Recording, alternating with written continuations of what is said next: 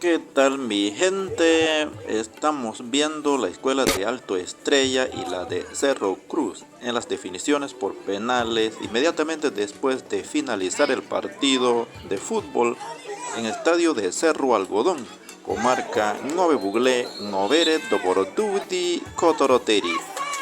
Alto Estrella suda la camiseta naranja, mientras que Cerro Cruz de color gris. Espero que disfrute el video.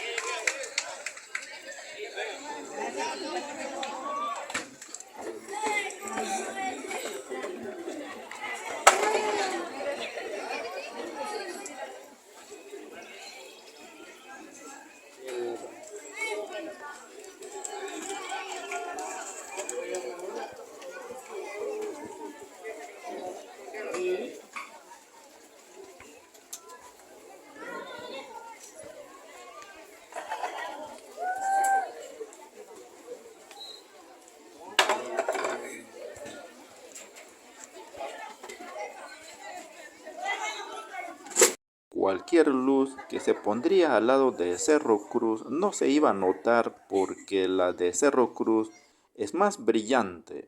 Es por eso eliminó a Alto Estrella.